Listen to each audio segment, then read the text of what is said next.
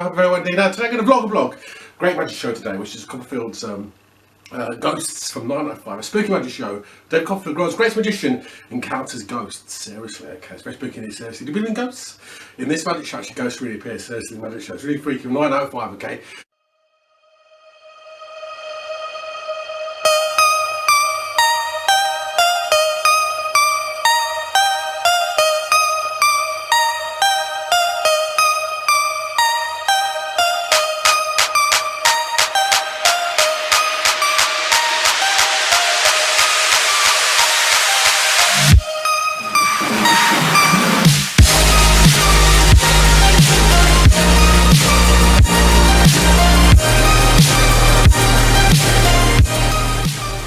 This goes back 100 years to illusion, 100 years ago, done by Houdini 100 years ago, where Houdini kind of made spirits and ghosts and raps and that kind of stuff appear out of nowhere, okay? Amazing stuff, seriously, before my voice goes, okay? So here we go, okay? Now, we're going to talk about the show. Copperfield, of course, being the world's great magician. Nice, 1995, it's 25 years ago, 26 years ago, amazing, isn't it? I'm 50 years old. I saw this when I was 25 years old. David Copperfield basically takes on ghosts. Now, as I say, before this, in previous 15 years, in about 18 magic shows, he'd done that.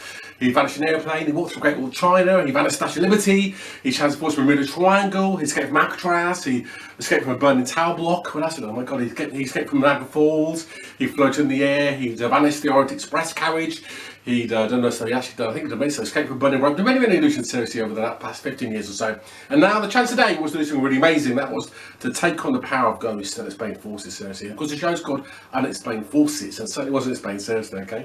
So we'll begin the show with a really great magic show. Begins actually looking at TV right now. I love the magic show. It's actually quite a big magic show. Given this last Copperfield's last official magic show from 1995, he didn't make magic for about 6 years after that, seriously, television. He just started touring that kind of stuff. He's actually trying to marry at the time Claudia Schiffer. He actually, I think, been off for a year, been with Claudia Schiffer, and had done a special kind of show looking back at his career.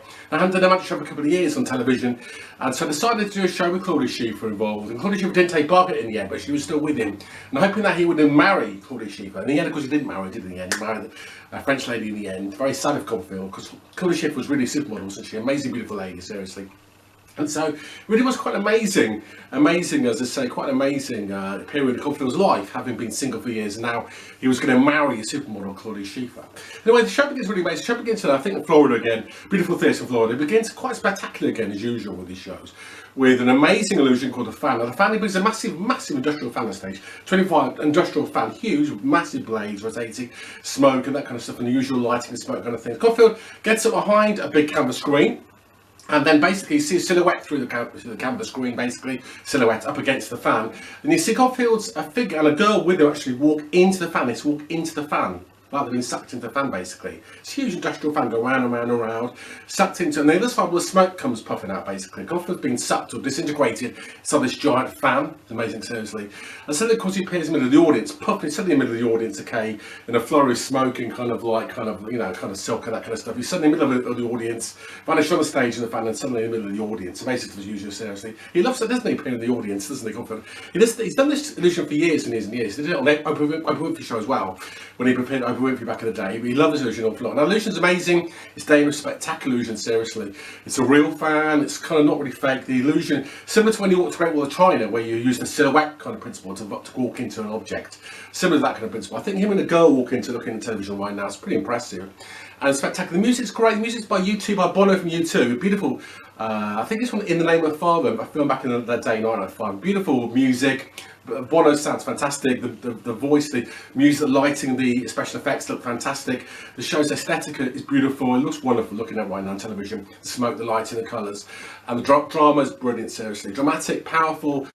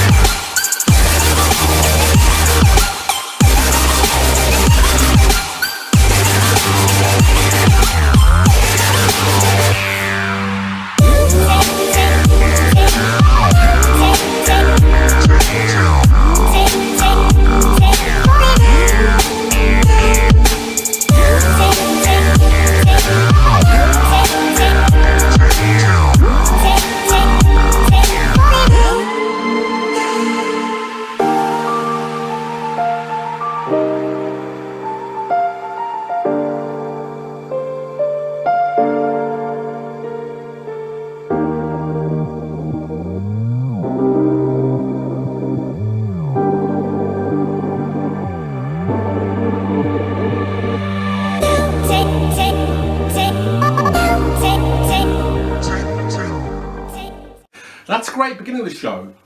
I love the music, by the way. They said the music, fantastic stuff, and I love the drama of it. Copperfield loves drama, doesn't he? A lot of drama. Look at these shows. Look at all these shows. I've done these videos of these shows. And look at my videos. I've talked about many of these shows over the years. Copperfield loves drama, doesn't he? Lighting and drama, doesn't he? It always looks good, doesn't he? This time he's wearing his white shirt and black trousers. It looks really cool, doesn't he? With this cool haircut. It's very good indeed. This is 1995. So obviously, getting through a new decade. The 80s was behind, now it's a new decade, isn't it? Very positive. Moving on from there, basically, we see Copperfield again doing innovation. Quite a good trick. This is the vanishing egg. This is an old trick back in the days of the circuses. Get an egg, basically, a girl when the crowd comes out of the audience, it makes the egg disappear. The egg really throws the eggs over the girl's head and it's caught by a clown who's behind him, basically, because the clown comes from through the curtain. He throws the egg over the girl's head, she thinks it disappeared. It's caught behind by a clown. It's just kind of a routine, really. There's nothing special about it at all. In the end, he produces the chicken disappears as well. Kind of comedy routine. It's not really that great. The audience can see how it's done because the clown pops from behind the curtain and steals the egg, steals the chicken. Quite a funny routine, very Tommy Cooperish.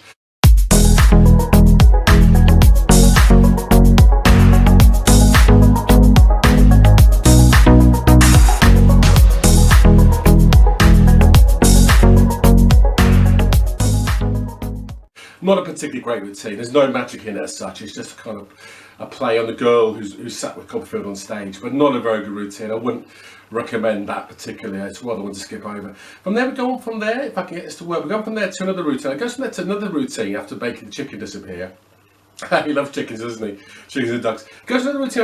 It's a stage on Sunday's stage actually, and that was a routine where he makes tables float. A table floating, table levitation goes back to the days of Robin Hood down 100 years ago.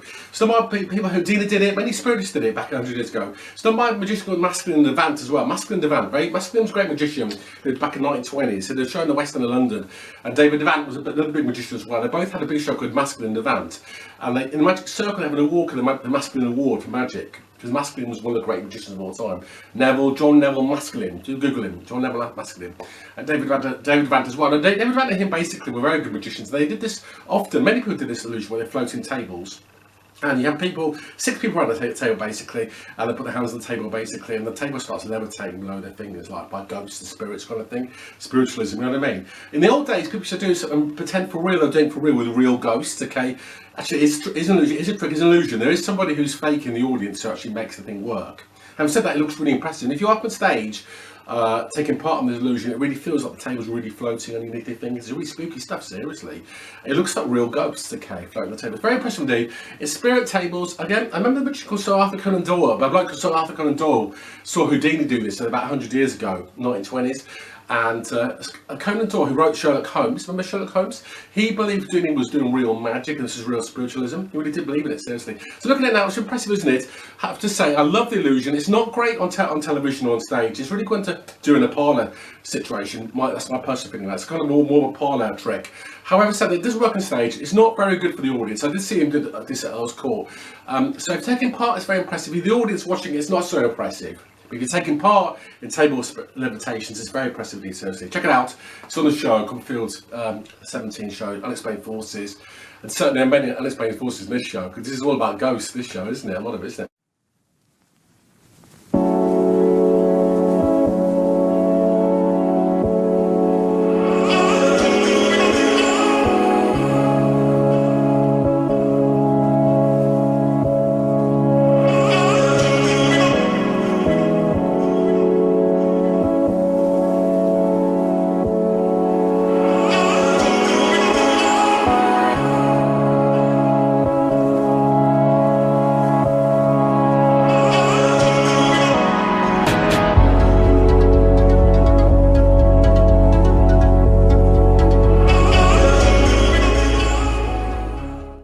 Moving on from there, okay, from the levitation, it's pretty good. I wouldn't say the best, pretty good.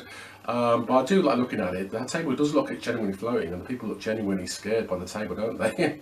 Next illusion after this we can get to, I think after this we can find it, is I think the fan, the blade, I think, isn't it? If I get to it now, the blade. Now this is fantastic. The blade is a terrific illusion. Blade, again, one of the best in the show, probably the best thing along with the fan. The blade comes in front of the curtain, big red curtain behind him, a big massive gold blade appears above his head, huge 20-foot gold blade or so.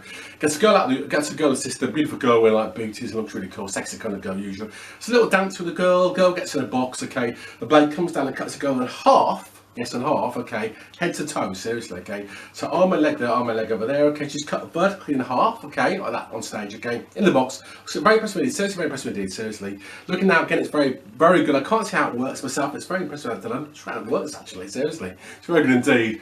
It looks really genuine, it's cut and sliced in two, it's amazing, seriously. Don't know how it works with its mirrors, I don't know how exactly, it's impressive. I don't think it's mirrors, maybe it's fake bodies, I don't know, it could be fake prosthetic body sort of thing. It's very good indeed. The illusion's done beautifully again. The music is terrific. Music's by Damsky. Remember Damsky Killer? Okay, 1990. Do. Remember that? So that's fantastic, as I say. Looking at it now. So the music's great, setting's great, the lighting's great again. The dance, the movement. When he hangs from the blade with the girl, the beginning illusion's great. Before the girl gets in the box, and when she's in the box, okay, she looks great. She's dressed in white and boots. It's very sexy, isn't it? Okay, and then she's sliced in two. So it's very impressive indeed. And I love the usual dance, lighting, aesthetic, the imagery. Very good indeed. Certainly one of the best in the show. Better than the last illusion of the show, seriously, which is the ghost illusion, but very good indeed. The girl sliced in two by the giant blade, the music of Adamski, okay, alright?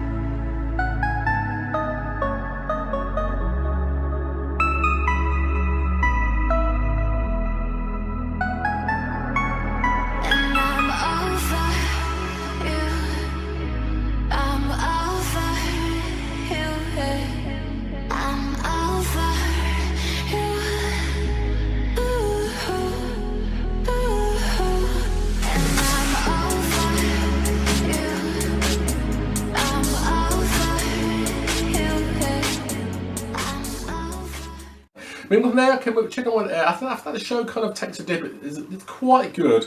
He doesn't have an awful lot more new material. He has an illusion, I think, called Grandpa's Aces. This illusion, he does something, talks about his granddad again. This illusion that's done years ago called Flying Aces, done by many magicians. I did myself in my video, Silk and Glass Magic. Check it out, my video, Silk and Glass Magic, on my section of 70 videos on my channel, okay? Confirm this myself, okay? It's a good illusion, dedicated to the granddad who died years and years before.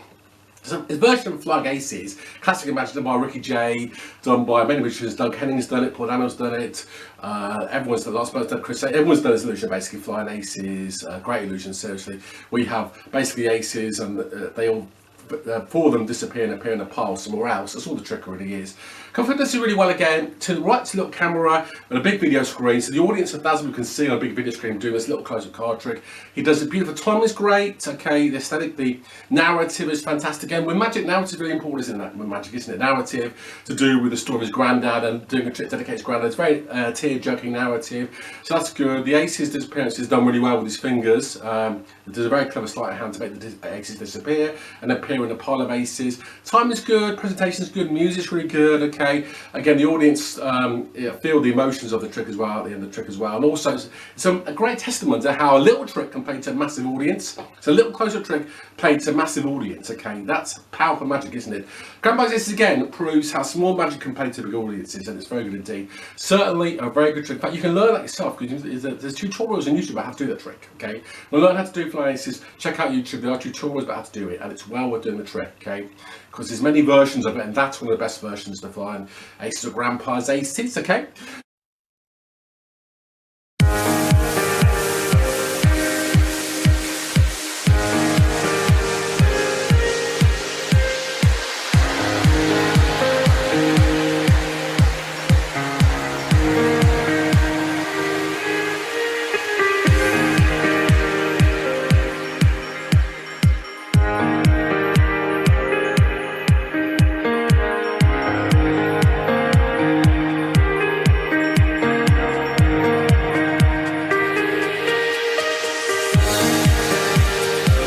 Moving on there, basically, we're looking at, so next is going to be a bit, it is kind of mind reading trick with the audience. There's a bit of mind reading with the audience, which I might do myself, because I might nick it from one of my videos, where you do a bit of mind reading with the audience to pick a number. And then finally, of course, we get to the big illusion. The big illusion, of course, is the Barclay house, or ghost illusion. Do you believe in ghosts? Okay. Ghost illusion, okay. Where he basically kind of gets a big, it talks about a big house, basically, called the Barclay house in Los Angeles, California. And apparently it's burnt down. It's a haunted house, very haunted house. It looks a bit goofy actually. It feels like something out of Psycho, you know, the movie Psycho, Hitchcock, you know, Bernard Herrmann, all that sort of stuff. And basically, it has been burnt down because it's been set fire to by ghosts. So they managed to retrieve the top of the house, which looks like a little bit of a little kind of like sort of kind of boxy top of the house. Looks like a little church actually. And he basically retrieved the top of the house, the top part basically, which is a big box basically. And he managed to retrieve the top part and put it on top of on the stage basically. So he's got on stage with him of this house that burnt down, and it's all covered in sort of stains and dirty looking. And basically, often anyway, he kind of like does some stuff, and he gets tied up, and he basically gets tied with a big rope basically himself and put inside this kind of box thing. And suddenly put a sheet in front of him. And suddenly, of course, all these things, there's stuff in the house, there's plates, there's silk handkerchiefs, there's rings, that kind of stuff, and bells in the house. Copperfield's tied up, you see, completely tied up inside this little bit of house. And suddenly the ghosts appear from nowhere and suddenly start ringing the bells and throwing plates out the window and throwing handkerchiefs about, that kind of stuff, seriously. So Copperfield's still tied up inside it, basically. He even gets in the box with a bloke from the audience, and a bloke from the audience gets his trousers pulled right up by the ghosts. They change his shoes to kind of stiletto shoes for a joke, you know what I mean? There's an awful lot of that stuff goes on. The Copperfield even kind of, like, a bit like moving poltergeist, he shuts the front of the box and the lighting pops out, the smoke pops out, and you see hands popping out of the box, and when you open it again there's nothing there at all, you know what I mean? That kind of stuff, a bit like poltergeist. Remember the movie Poltergeist? So it's a very impressive illusion with good lighting and staging as well. And at the end of the illusion anyway, Copperfield goes a step further, gets some basically people basically into the box, okay, there's 3 people into the box, okay, looking terrified, and then there's smoke and lightning and that kind of stuff, special effects and everything, and dramatic music, and suddenly the box falls apart entirely, they completely disappear entirely, these people, okay. Then all these ghosts kind of pop out of the box and fly around the whole audience, like little ghosties, little sheep ghosts fly out of the box and fly around the audience, okay, it looks a bit fake, that doesn't it? A bit goofy, that, seriously. Copperfield himself looks starting to be bemused by the whole thing. Okay, he looks like he's bemused by the whole thing himself. Bit of good acting as usual. Okay, then eventually anyway, he gets a big. After all this has happened and the people have disappeared and he's sucked into this poltergeist time box thing, okay, box is taken off stage, they bring on a big plate of metal, okay, they put a framework around the metal, okay, put the curtains around the whole framework, okay, suddenly they use silhouettes and suddenly you see people suddenly appear from nowhere, like materialise from nowhere, okay, 3 people who disappeared in the box now materialise from nowhere on top of this sheet of metal basically, behind these curtains. The curtains are pulled back and the people are there again, looking like they've been transported to a poltergeist world basically, you know what I mean? So it's kind of a freaky ghost illusion, seriously, okay, people being teleported by ghosts to other dimensions, ghosts popping out of the box, ghosts flying out of the box and flying around the auditorium. It's really crazy stuff, seriously. Copperfield looks genuinely perplexed and genuinely amazed at what's going on. It looks like he's actually shocked by what's happened, pretending it's the first time he's experienced these things, seriously. It's a impressive illusion, pretty good, I gotta say, it's not one of the best things we've done, it's pretty good illusion, seriously. It's very good light, it's great, special effects explosion really good as well, and I do love it indeed.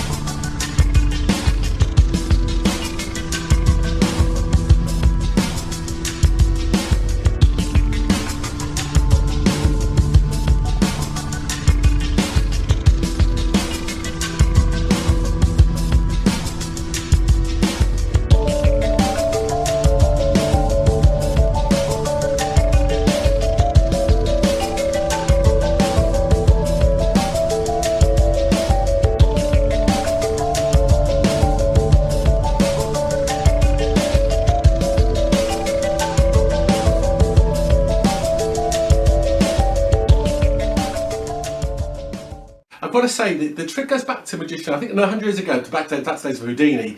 This was done by spiritualists 100 years ago, particularly America. And a lot of people believe this was kind of real stuff, where they used to have a person tied up on a chair basically, and they'd put them in a little box. And again, bells would ring and plates would fly out and handkerchiefs would fly out of place. And the person was still tied up to a chair basically. And yet the person tied up to a chair, they were tied up kind of with fake knots. So you used to get out of the chair and then start ringing the bell, that kind of stuff, or throwing things about the place. And then suddenly they pulled the curtain back and the person was still tied to the chair. It was an illusion really, but the illusion created the illusion that they were real ghosts doing that kind of stuff, seriously, like there was real haunting going on, you know? So impressive thing, seriously. Copperfield does a very well indeed. Yeah, the illusion actually ends with a coda, okay? Copperfield does a coda, which doesn't normally do. He's obviously got a lot of material left over from tours and that kind of stuff. Been touring around Europe and Germany and Britain as well, so he came to the UK to do a show in 1994. So an awful lot of material, and the last illusion of the show is really good actually. This is called Snow, okay? Snow illusion is a very lovely illusion actually. It's kind of goofy illusion in a sense, because there's not much magic in it. Guest on stage talks about snow, and actually being a kid, never seeing snow basically, where we grew up in New Jersey.